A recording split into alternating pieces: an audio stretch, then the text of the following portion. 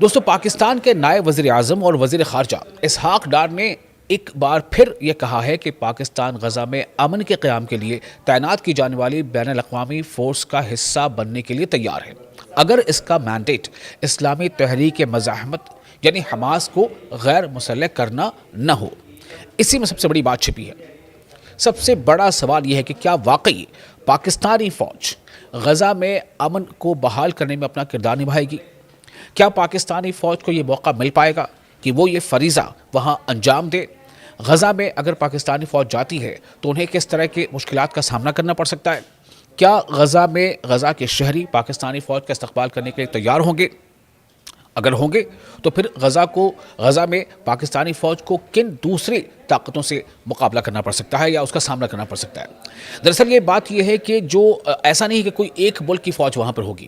پوری بات آپ کو ہم آگے بتاتے ہیں۔ دراصل پاکستان کے وزیر خارجہ یعنی جنہیں ہم ودیش منتری کہتے ہیں، ایکسٹرنل افیئرس منسٹر کہتے ہیں، اسحاق ڈار نے یہ بات چند دن پہلے یعنی کہ اب سمجھ لیں کہ ہفتے کو اسلام آباد میں ایک پریس بریفنگ کے دوران کہی، جس کا مقصد سال 2025 میں سفارتی محاذ پر پاکستان کی کارکردگی اور کوششوں کا جائزہ پیش کرنا تھا۔ آپ کو یاد ہوگا کہ اسرائیل اور فلسطین کے بیچ، یعنی اسرائیل اور فلسطین نہ کہیں بلکہ ہم یہ کہہ رہے ہیں کہ حماس جو تنظیم ہے غزہ پر، حماس اور اسرائیل کے بیچ جو جنگ جاری تھی وہ تقریباً 2 سال کے بعد اکتوبر 2025 میں اس جنگ جو ہے وہ تھمی ہے۔ وہ اس لیے کہ ایک سیز فائر کا یعنی کہ جنگ بندی کا معاہدہ، ایک خاکہ تیار کیا گیا اور وہ نافذ العمل ہوا 11 اکتوبر 2025 سے۔ اس میں یہ شک بھی شامل تھی کہ آنے والے وقت میں جب سیز فائر کا فیز 2 یا فیز 3 ہوگا تو اس میں انٹرنیشنل الگ الگ ملکوں کے کچھ فوجی وہاں پر اکٹھا ہوں گی، وہ انہیں وہاں پر انتظام و انصرام کے لیے وہاں موقع دیا جائے گا تاکہ وہ غزہ میں امن کے قیام کو یقینی بنائے، اور اس کے ساتھ یہ بھی ضرورت تھی کہ اس کے ساتھ ہی جو اسرائیلی فوج ہے وہ پیچھے ہٹ جائے گی، ساتھ ہی ساتھ حماس کو ہتھیار ڈالنے ہوں گے۔ لیکن جو بات پاکستان کے وزیر خارجہ نے کہی ہے وہ غور کرنے لائق بات ہے۔ پریس بریفنگ کے دوران غزہ میں امن کے قیام کے لیے تعینات کی جانے والی انٹرنیشنل اسٹیبلائزیشن فورس میں پاکستان کی شمولیت کے حوالے سے سوال کیا گیا، تو اس کا جواب اسحاق ڈار نے کیا یہ سنیے۔ اس سوال کے جواب میں وزیر خارجہ اسحاق ڈار نے کہا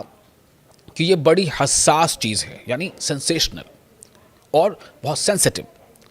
اسی لیے ہم نے نیو یارک، استنبول اور یہاں بھی امن کے قیام کا لفظ استعمال کرتے رہے ہیں، کبھی بھی امن نافذ کرنے کا نہیں کہا ہے، امن کے قیام کا، یعنی امن کا قیام اور امن نافذ کرنا یہ دو الگ باتیں ہیں۔ اسحاق ڈار جو پاکستان کے وزیر خارجہ ہیں، انہوں نے کہا کہ میں واضح کر چکا ہوں کہ پاکستان خوشی سے اس کا حصہ بنے گا اگر اس کا مینڈیٹ امن نافذ کرنا یعنی پیس انفورسمنٹ اور حماس کو غیر مسلح کرنا نہیں ہوگا۔ یہ بات ہے جو کافی اہم ہے، جس پہ میں کہہ رہا ہوں کہ اس پہ آپ سمجھیں کہ کیا دراصل انہوں نے بات رکھی ہے۔ اسحاق ڈار صاف طور سے کہہ رہے ہیں کہ پاکستان جو ہے خوشی سے بخوشی اس کا حصہ بنے گا، یعنی انٹرنیشنل اسٹیبلائزیشن فورس کا حصہ بنے گا اگر اس کا مینڈیٹ امن نافذ کرنا یعنی پیس انفورسمنٹ اور حماس کو غیر مسلح کرنا نہیں ہوگا۔ انہوں نے کہا کہ یہ فلسطینی انتظامیہ یا ان کی جو حکومت ہوگی ان کا کام ہے، ہم انہیں وہاں امن قائم رکھنے کے لیے صرف مدد فراہم کریں گے۔ دراصل امریکہ کے میڈیشن سے آپ کو یاد ہے کہ جو مصر کے شرم الشیخ میں ایک وہاں پر باضابطہ تمام بڑے ملکوں کے اکٹھا ہوئے تھے اور وہاں پر ایک قرارداد پاس ہوئی تھی اور وہاں پر ایک اکارڈ جو ہے وہ فائنل ہوا تھا جسے سیز فائر جس کے بعد سے نافذ ہے۔ تو امریکہ کے ثالثی یعنی میڈیشن میں طے پانے والے غزہ امن معاہدے کا سب سے اہم جزو انٹرنیشنل اسٹیبلائزیشن فورس کا قیام ہے، یعنی ISF انٹرنیشنل اسٹیبلائزیشن فورس کا قیام ہے، جس میں بنیادی طور پر مسلمان اکثریتی ممالک کی افواج شامل ہوں گی۔ فورس کا مقصد جنگ بندی کو مستحکم کرنا، یعنی کسی بھی صورت میں جنگ بندی کو مستحکم کرنے کی طرف ہی آگے بڑھانا ہے، نہ کہ وہاں پر حالات اور مزید بگڑے اسے روکنا ہے، انسانی امداد کی مؤثر ترسیل کو یقینی بنانا اور غزہ میں انتظامی ڈھانچے کے فوری استحکام میں مدد فراہم کرنا ہے۔ وہیں دوسری طرف اسلامی تحریک مزاحمت یعنی اسلامی تحریک مزاحمت جسے حماس کہتے ہیں، حماس کے سیاسی دفتر کے رکن باسم نعیم نے کہا ہے کہ جنگ بندی معاہدہ واضح طور پر ایک بین الاقوامی استحکامی فورس کی تعیناتی کے شق پر مشتمل ہے۔ جس کی توثیق سلامتی کونسل بھی کرتی ہے، تاہم یہ پورا عمل تاحال معطل ہے، کیونکہ اس فورس کی شناخت، اس کے کردار اور اس کی ذمہ داریوں پر کوئی اتفاق رائے موجود نہیں ہے۔ اسی لیے پاکستان سے جب یہ سوال پوچھا گیا کہ آیا پاکستان اپنا کردار نبھانے کے تیار ہوگا، تو اسحاق ڈار جو پاکستان کے ایکسٹرنل افیئرز منسٹر ہیں، ان کا یہ اسٹیٹمنٹ سامنے آیا۔ حماس کے جو ترجمان ہیں باسم نعیم، انہوں نے وضاحت کی کہ خطے کے اندر اور باہر جو سفارتی سرگرمیاں امریکی نگرانی میں جاری ہیں، وہ اب تک اس بین الاقوامی یعنی انٹرنیشنل فورس کے قیام کے حوالے سے کسی عملی پیش رفت میں تبدیل نہیں ہو سکی ہیں۔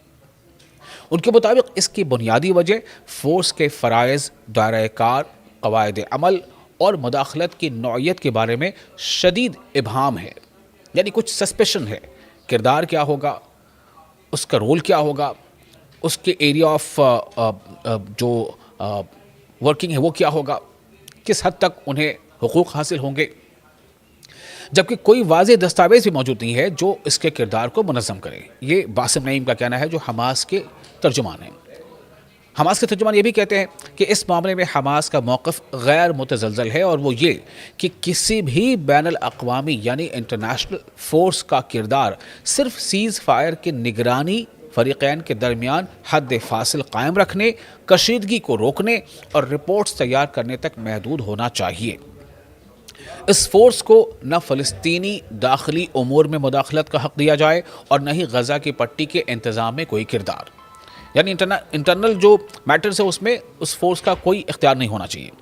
اسی تناظر میں باسم نعیم نے قابض اسرائیل پر الزام عائد کیا کہ وہ دانستہ طور پر یعنی جان بوجھ کر سیز فائر معاہدے کے دوسرے مرحلے میں داخلے کی راہ میں رکاوٹیں کھڑی کر رہا ہے، کیونکہ اس مرحلے کے تحت اسے غزہ کی پٹی سے مکمل انخلا، سرحدی گزرگاہوں کو کھولنے اور بحالی و تعمیر نو کے عمل کے آغاز کا پابند ہونا پڑے گا۔ انہوں نے کہا کہ قابض اسرائیل مسلسل پہلے مرحلے کے شقوں کی خلاف ورزی کر رہا ہے اور اپنی ذمہ داریوں سے انکار کر رہا ہے، حالانکہ مزاحمتی تنظیموں نے تمام تقاضے پورے کیے ہیں۔ اس کے باوجود کہ اسرائیلی خلاف ورزیاں انتہائی سنگین رہی ہیں۔